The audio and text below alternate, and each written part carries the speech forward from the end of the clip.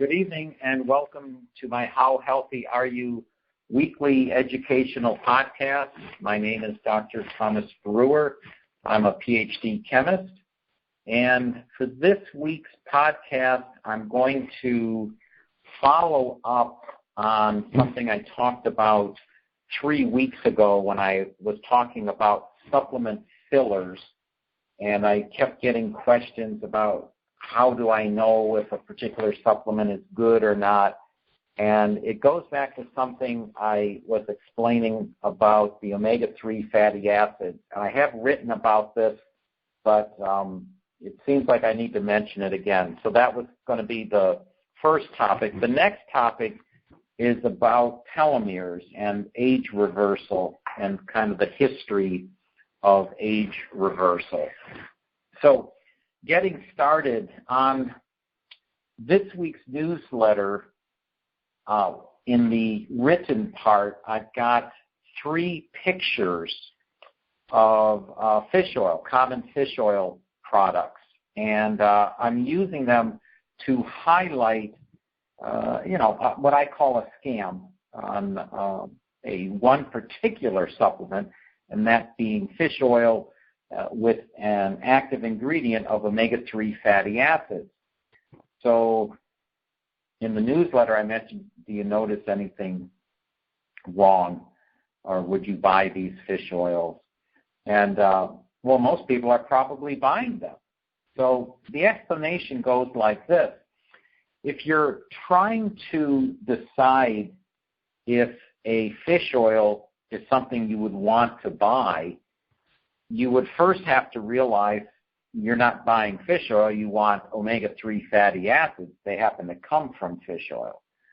So therefore, you just need to know what percentage of the gel cap is omega-3 fatty acids and what percentage is garbage, meaning anything other than omega-3 fatty acids, just useless oil. And so the first picture is of a Kirkland Signature Fish Oil, 1,000 milligram capsules, and or gel caps, and it provides a whopping 300 milligrams of omega-3 fatty acids right on the front. So if you take 300 and divide it by 1,000, and then multiply the result by 100, you'll get the percentage of omega-3 fatty acids in a gel cap. Now, it's easy because all the numbers end in 0. It's 300 milligrams divided by 1,000. It ends up 30%. My question is, would you buy anything that's 30% pure and 70% impure? 70% impurity. I mean, would you buy anything and put it in your mouth that's 70% impurity? And the information's right in front of us, and people buy this Kirkland fish oil, which is Costco brand, thinking they're getting such a great deal, and they're essentially putting oils into their body, and you don't want to put a lot of oil into the body, contrary to the keto diet. Too much oil is very bad. If you get your fat from food, that's great, but too much oil is not a good thing, especially a garbage oil. This is just fish garbage, the oil that holds the toxins from the ocean, and it's the product's 70% oil. The next picture is from Nature Made fish oil. 360 milligrams of omega-3 in a 1,200 milligram cap. You think that sounds better? It's exactly the same as the first one, 30%. It's 30% active ingredient, 70% garbage, impurities, something that will hurt you. And that's why studies that are made on fish oil often conclude that fish oil doesn't really do anyone any good.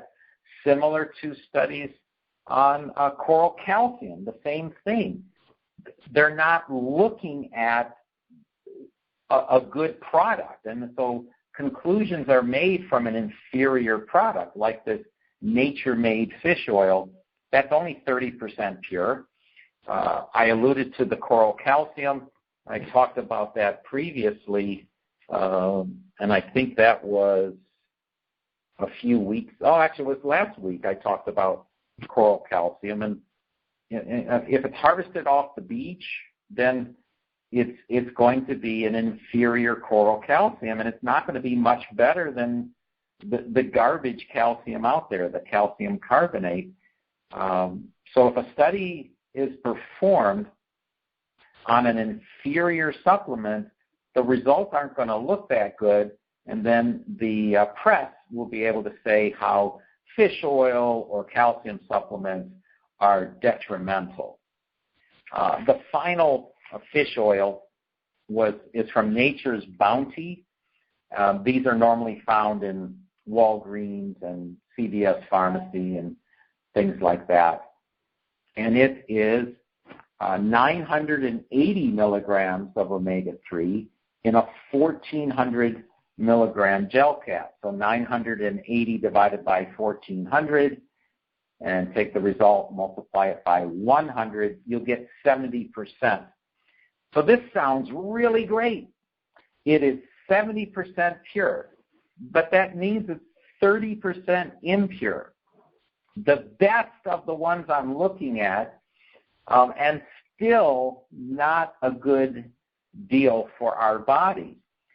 What we want is a fish oil that is 90% or higher omega-3 fatty acids. So in that gel cap, the purification process was 90% effective.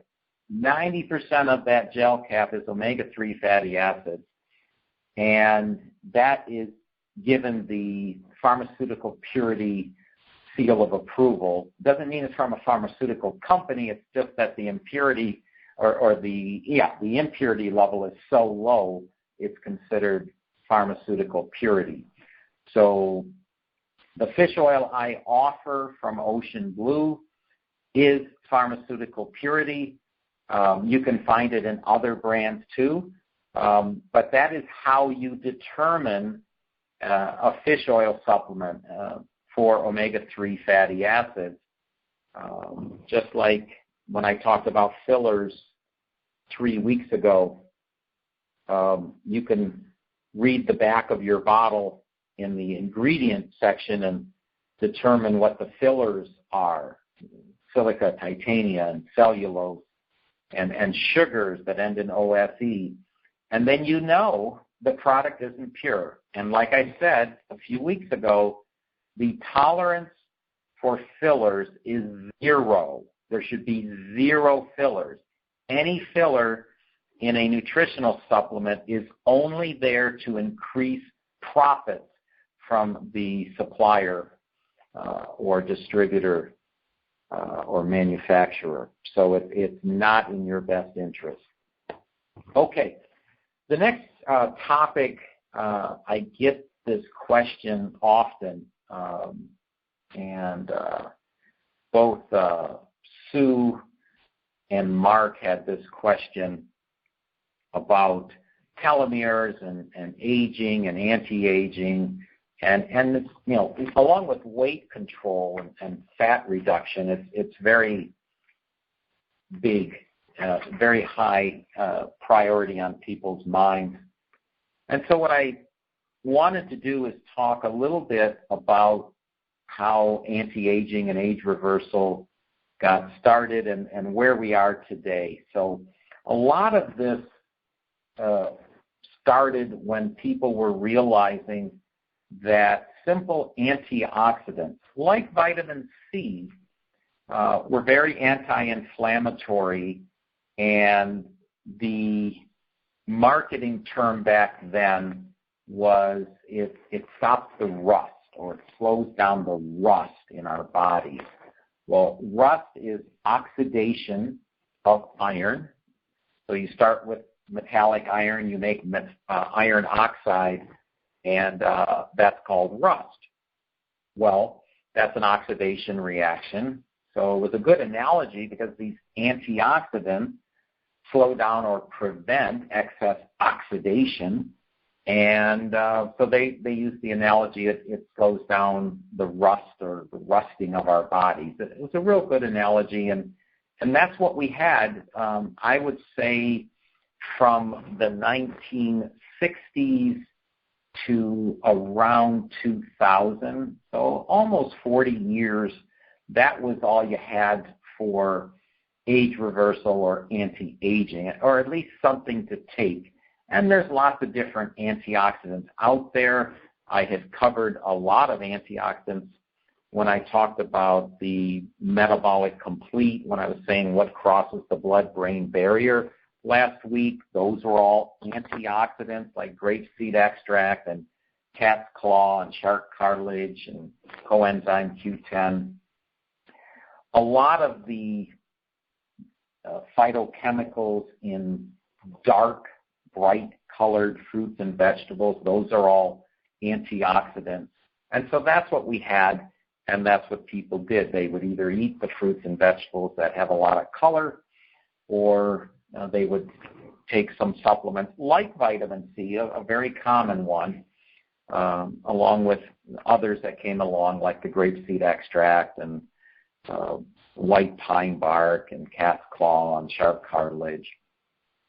So then around 2000, we hit a different level of anti-aging, and that's when a lot of research had been performed essentially in the 90s, but by the time it hit mainstream, it was past the year 2000. And the concept was what happens to the body biochemically when we age, and what happens to our DNA when we age, and is it possible to reverse that? And that's where the concept of telomeres started becoming a household word. A Nobel Prize was awarded for telomerase enzyme. And ever since that Nobel Prize was awarded, the public has been more and more interested in telomeres and what they are and how they relate to aging. So I'm going to be talking about that in just a moment. But where we're at now is another new generation, and that started in the late 2010s, so just a few years ago, and it's picking up a lot of momentum, and that is artificial intelligence. So that is something I am personally avoiding, and I'm not interested. It is analogous to what we've seen in movies like The Terminator and The Matrix, where we make these machines with the ability to make themselves better and smarter, but we're not the ones doing it. The machines are making themselves better and smarter. So they're vastly superior on an intellectual level and any sort of a functioning level than a human, and they don't have emotions, which is essentially our advantage to some inanimate object that could perform the same task. And artificial intelligence, there's all sorts of inserts that can go into people now.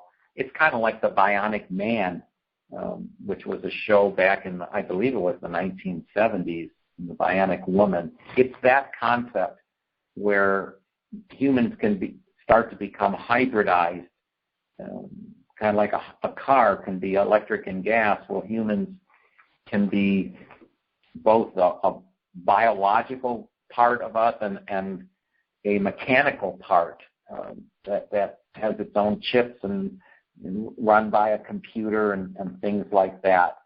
And Elon Musk is already experimenting with himself or allowing himself to be the guinea pig for a lot of this technology, and he's had things put in his head, attached to his brain.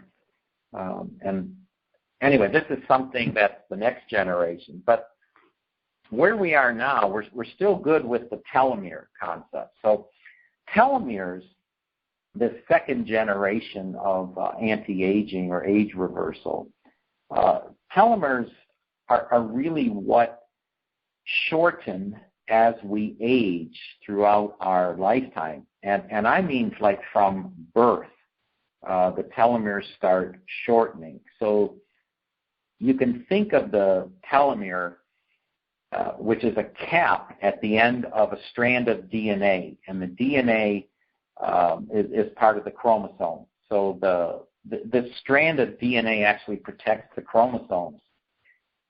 It is a great analogy to the plastic tips at the end of a shoelace.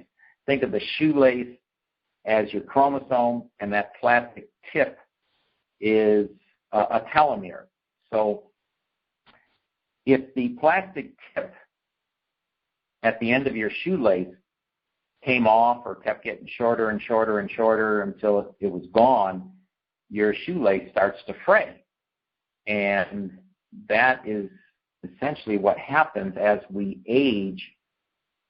The telomeres shorten and shorten and shorten until the chromosome doesn't contain enough information to make new cells. So every time our cells get replaced by new cells, and the time for this is different for every different part of our body, but let's look at red blood cells. Red cells are replaced every 4 months. So when I look at your blood, I'm only looking at 4 months of red blood cells. Well, every time a new red blood cell is formed, a blueprint has to be provided to make that red blood cell in the bone marrow. And that blueprint is the chromosome in your as part of your DNA. And every time that chromosome gets utilized to decide what the new red blood cell is going to be like, it shortens. It's as if every time you read a book, the print on the pages starts fading. Another analogy is every time you make a copy of a copy of a copy of a copy, the integrity of each copy is worse than the previous one.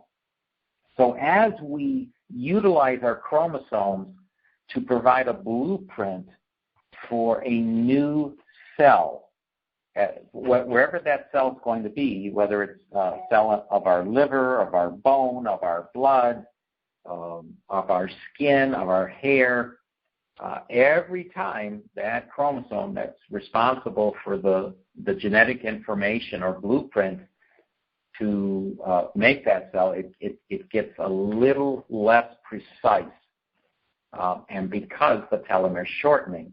So in the 1990s, a lot of researchers were seeing if these telomeres, instead of shortening, is there any way to add to the length of the telomere?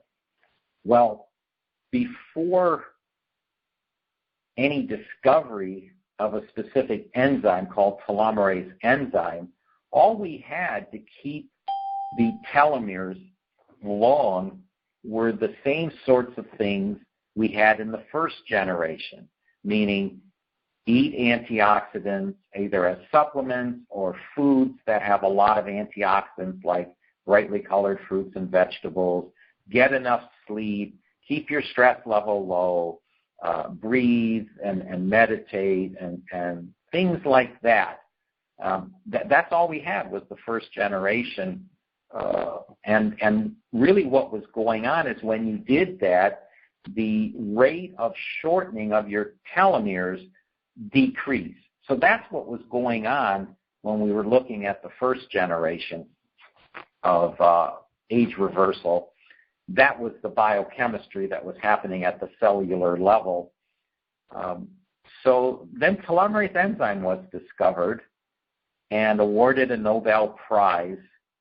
And sure enough, the telomeres could actually get longer.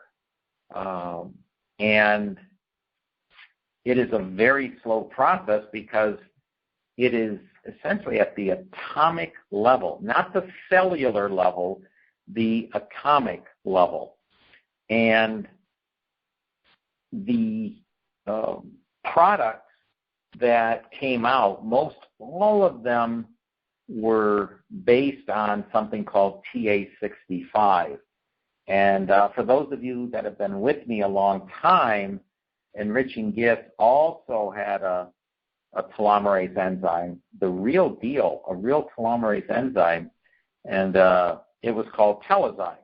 And it was a great product. It worked great, but it worked so great there was a lot of sabotage where it was being made, and then we couldn't get it anymore. And I had explained years ago what had happened with the sabotage and even scientists getting killed. I mean, real scary stuff, the kind of stuff you'd see in an adventure movie. And all the time I was keeping an eye on this TA65 because I was waiting for more studies.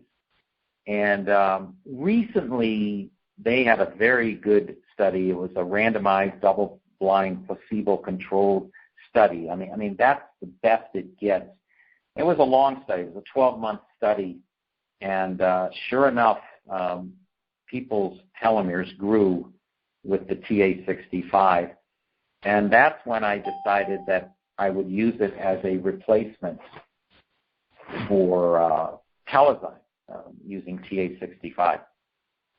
Turns out it's even less expensive than Telezyme. Telezyme was $170 a bottle, and I would typically take a 30% off. I think it ended up around $120, close to that. The TA65 is $99 a bottle, so it costs less. The price is going in the right direction. The other thing with Telezyme, we had to take 4 capsules a day, and it was best to stagger them throughout the day, and it was very hard to remember to take 4 capsules, 1 capsule at 4 different times during the day. But the TA65 is just 1 capsule. So it's much easier to take, and it costs less. And it's got great data backing it up. The whole concept is to regrow the telomeres. So first thing you notice is cellular regeneration from the cells that are obviously shortening, or at least where the telomeres are shortening as we get older. So that would be gray hair, loss of hair, arthritis-type conditions, and wrinkles, right, where the skin is wrinkling because the genetic blueprint is not like it was when we were in our 20s and 30s. So that's how the product works. That's how age reversal has evolved. Like I said, the next stage is kind of scary because it's artificial intelligence. But growing telomeres is quite easy and really inexpensive for what you're getting, the ability to reverse aging. It does take time. Think about how long it's been that your telomeres have been shortening. For those of you that were taking Telezyme, this is the follow-up, and I think you'll find it as good or better than the Telezyme. So that's all I have for this week's podcast. I'll be doing another podcast next week. If you have questions, please send them in. I already have some topics for next week, but I get to all of the topics. So until then, thanks for listening.